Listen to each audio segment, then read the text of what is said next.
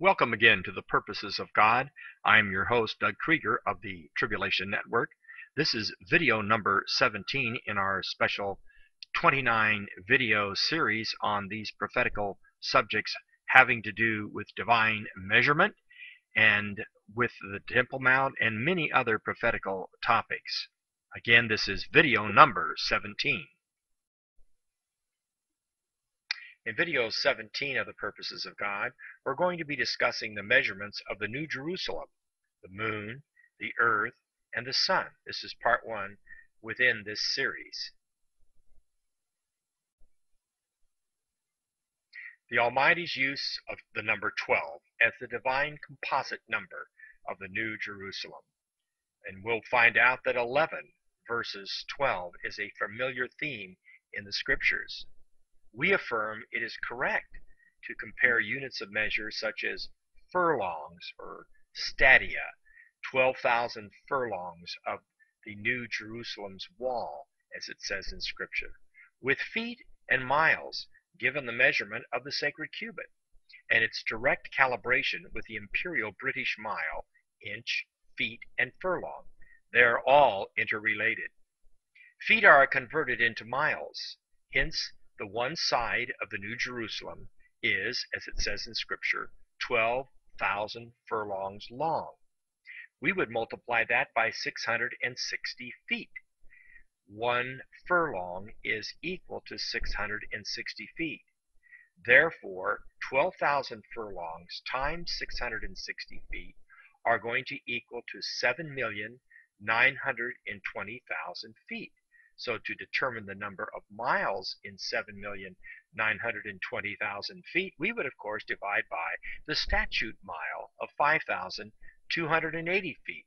This would give us one side of the New Jerusalem is equal to 1,500 statute miles. That is again one side of the New Jerusalem.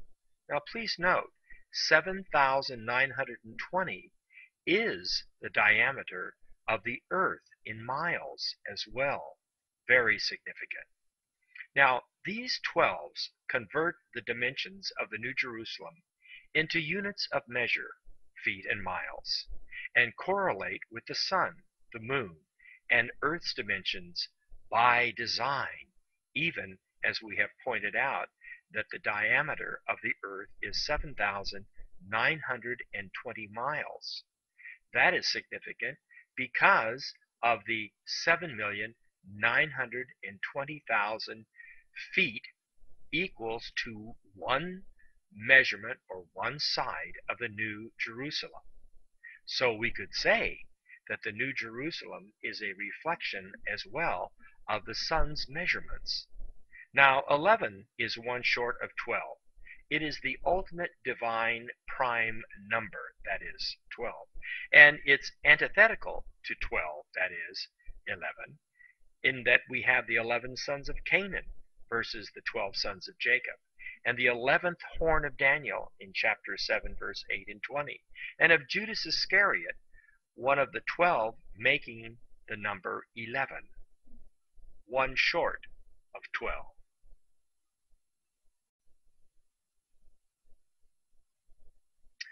Let's take a look at the number 144. The divine product of 12 times 12 is equal to 144, or its sum, 12 plus 12, is equal to 24, or its quotient, 144 divided by 12, is equal to 12.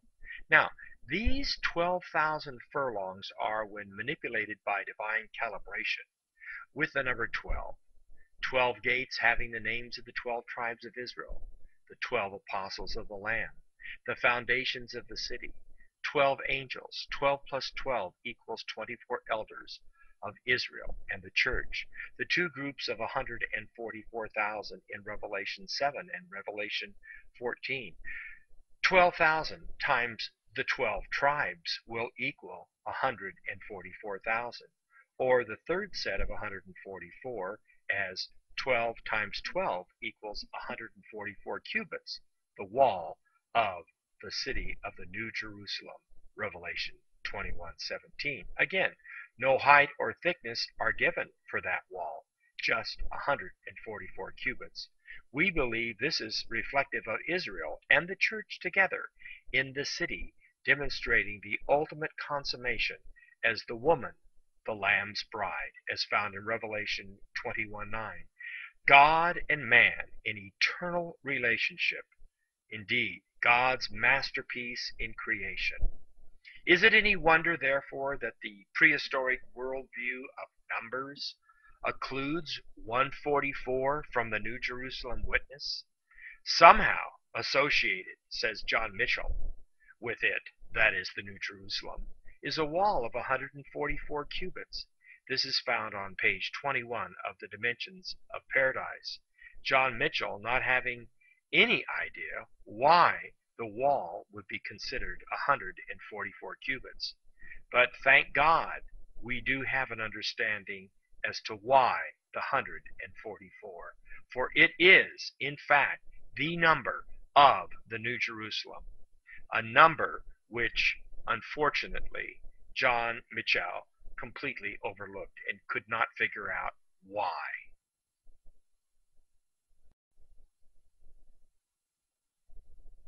Measurements of the New Jerusalem, the earth, the moon, the sun, and the pillar of Enoch, also known as the Great Pyramid of Giza. The Revelation goes into great detail as to the measurements of the New Jerusalem, as well as a host of numerology contained in the Apocalypse.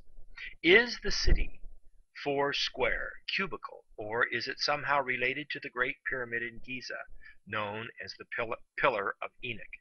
Yes, it is interrelated to the monument to the Lord at its, that is, Egypt's border for the salvation of Hagar's progeny, Isaiah 19, verses 19 and 20.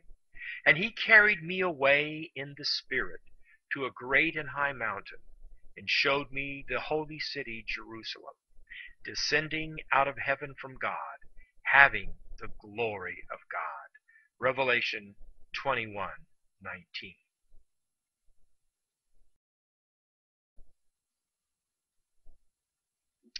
The walls of the New Jerusalem. The city is laid out as a square. Its length is as great as its breadth. And he measured the city with the reed, 12,000 furlongs.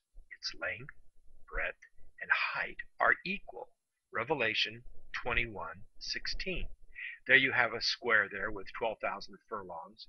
If you will notice, if you count each edge, it will equal a total of 4 on the top, 4 on the bottom, and 4 going up and down, or a total of 12 sides of 1,500 miles each. The area of one of the 6 squares of the walls, it has 6 walls, if you would, okay, of the New Jerusalem is, in counting its area on one side of its 6 sides, would be 12,000 times 12,000 furlongs, or 144 million square furlongs.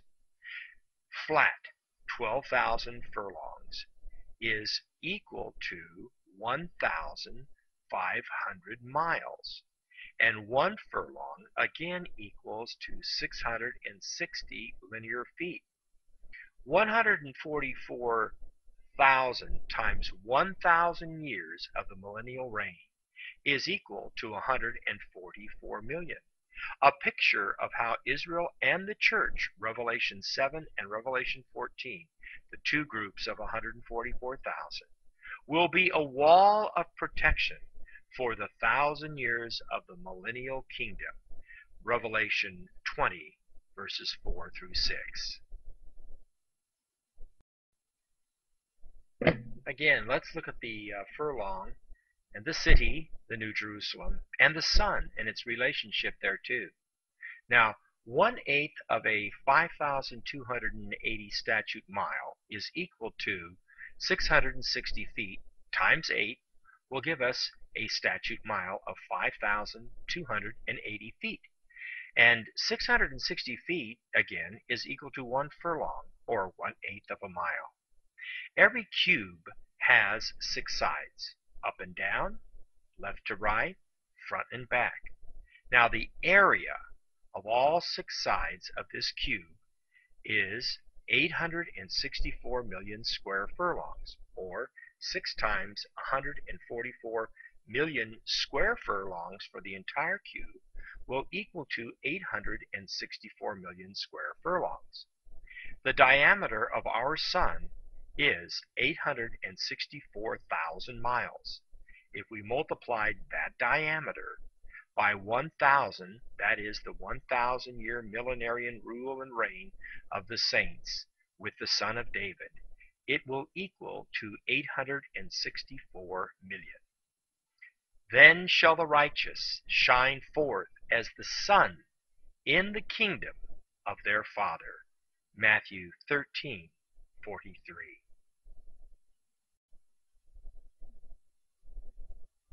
The city had no need of the sun or of the moon to shine in it, for the glory of God illuminated it.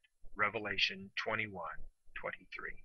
Using 12 furlongs as a fractal of 12,000, we discover that 12 times 660 feet, the length of 1 furlong, is equal to 7,920, the Earth's diameter in statute miles.